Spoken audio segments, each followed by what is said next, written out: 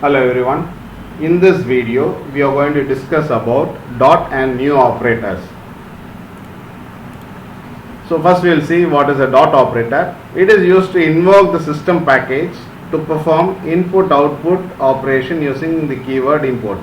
Say if you want to include some packages which has to be used inside the program, that is especially input and output operation has to be done. So taking the input from the keyboard and displaying the output on the monitor, you need some classes to be included into the program, so that can be done using this import keyword.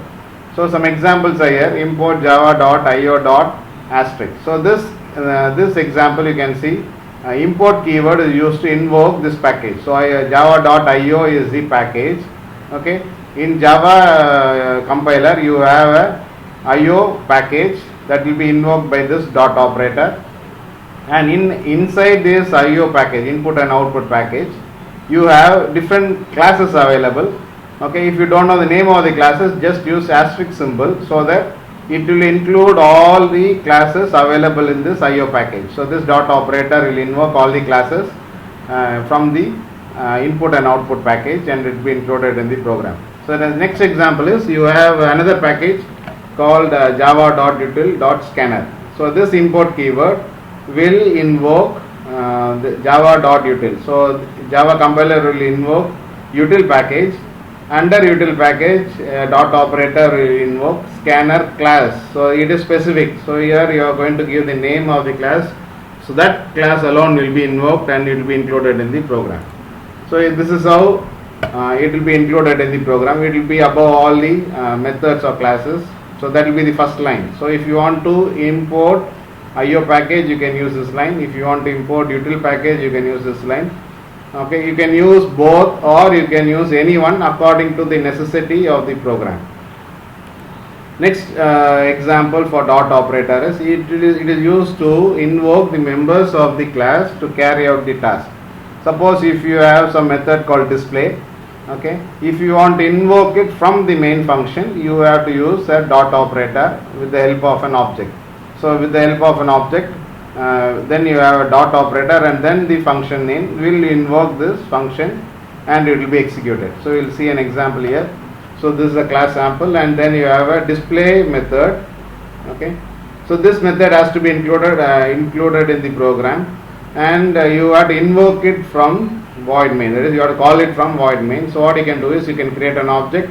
After creating an object, you can put ob dot. Ob is the object, dot is the dot operator, and then the display method which will be given here. So what happens is this dot operator will invoke this display method from the above. So it will be executed if you give like this. So this is the function of an dot operator. Now next you are going to see is new operator. When an object of a class is created, it contains a data member and member method described in the class. So it will define the data member and member method in the class. So the new operator will create memory space for the data members and member methods. So to create an object of the class, the keyword new is used. So if you want to create a new object, okay, you have to use the keyword new. So you can see an example here. So employee is the class name, OB is the object. Then you have the new keyword which will create this object for the class employee. Okay, so this is a line out. This is a line to illustrate how to create an object. So you can see an example here. You can see an example of an employee. You have three data members. Okay, integer employee name, employee number, string, employee name, double salary. So three data members are there, and then you have member method, void display. And then you can see in void main, you are going to create an object for the class employee. So class name is employee, so you have to write the employee.